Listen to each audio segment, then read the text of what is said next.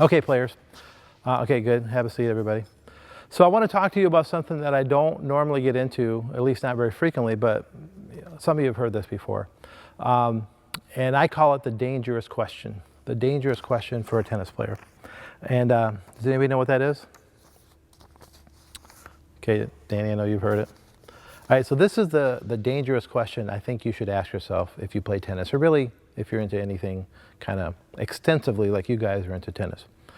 The question is, what kind of person are you becoming because of your involvement in your tennis?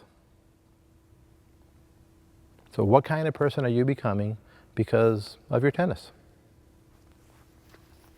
So the reason I say that's dangerous is because tennis is not always fun.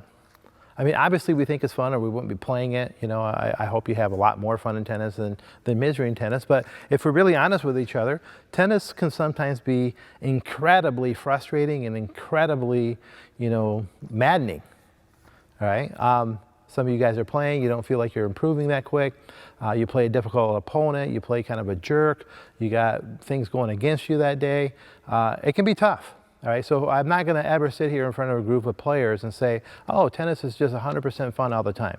In my lifetime, I've had plenty of really good tennis players decide to quit the game because, the balance just got out of whack. They felt there was more misery than fun. Okay, and obviously I don't want that to happen to you. So that's the one thing. But the one thing I want you to remember and to learn about is tennis is really life training. Now, I know for some of you, you've heard this, and at your age, most of these people here, they're like in their teenagers. It's like, life training, what are you talking about? But let me tell you a true story. That's not my proudest moment. When I was a young tennis professional, I worked crazy hours. I worked 7 days a week. I had a really hectic job. I traveled a lot. I was with high performance players seemingly every weekend. And tennis teaching for me had become not that fun. I was kind of burned out. At the time, my wife Marty, which most of you know, Coach Marty, and I had my daughter Carly, but at that time she was like 5 or 6 years old. And there were many days where I would come home and I was burned out. I was kind of short with them, so it was, and here's the embarrassing part. I had to sit, Marty sat me down once and say, hey, listen, what's going on? This is no fun. Every time you're home, I feel like I'm walking on eggshells, and Carly kind of doesn't want to come and talk to you. And I'm like, that hit me like a 2x4 in the head, that I had unwittingly allowed my tennis life, the kind of person I was becoming, instead of becoming a goal-oriented, happy, fit, hardworking person. That's one thing that can happen if you play tennis. But the other thing that can happen, the other type of person you can become, is more of a bitter, burned out, angry, ticked off, pain in the neck to be around. That's another option that can happen.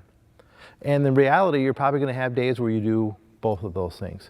But at that time in my life, I think I had shifted to where my family was experiencing more of the jerk, more of that tough thing. So I want you to ask you the question, you young men in here, okay? We know you're probably not going to go pro. It's nightmarishly difficult to go pro. That means you're all 16, 17. I don't know when, 10 years, maybe earlier, maybe less. You're going to be married. You're going to have a family. You're going to have kids. All right? So what if tennis is in your life now because of all the crap that happens and all the disappointments and all the frustrations and all the pain in the neck people that you see and all the jerks that you run across? What if that's just life training? I mean, what type of person do you want to become? Tennis, if you use it the right way, if you open up your mind and you kind of have a clue, can teach you all these things. So let me ask you this.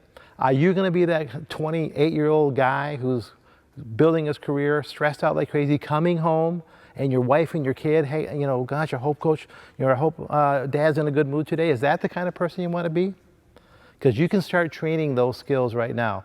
Tennis offers you tons of free frustration. Use it. You have to use it. This is not a bad thing. This is a good thing. It's all life lessons. I believe tennis is full of life lessons.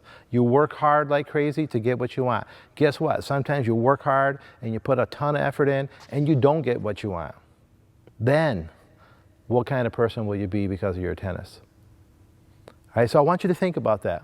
All right, we spend a lot of time together here in the academy, 25 hours a week, probably 25 hours a week, you're not going to be happy 25 hours. There's probably some time during your course of our summer academy on a typical week that you're going to have a bad performance, or you're going to be tired, or you're just going to be hot and frustrated. You won't feel like it. But guess what? Not everybody feels like going to work. This is what separates people from winners and people who are just kind of struggling. All right, so everything that happens to you in tennis, all the drama, all the crap. Ladies, I hear from you all the time. Oh, I play these crazy, mean girls. They're so nasty. In USTA tournaments, man, all I see are these nasty, crazy girls. I hate it. I just can't wait to be done. Time out. You think you're going to have nasty people in your life? You think maybe a professor you might have in college will be nasty? Or a coworker? Or a boss? So don't really just shun that off. These are all opportunities for you guys to grow up. I want you to use tennis to grow up as a person, to get over it, to understand it's not about me, it's not about me. I need to use this sport and all the drama it brings and all the hassle it brings, and yes, hopefully the fun, but I'm going to use all that to become a better person. So that's the question I want you to ask. And to your journal tonight, okay, I want you to write it out. Not just think about it, write it out physically. What kind of person are you becoming because of your tennis? And then I want you each to have an answer. I'm not going to make you share it with other people. If you want to share it with me, that'd be great. All right, so that's the dangerous question.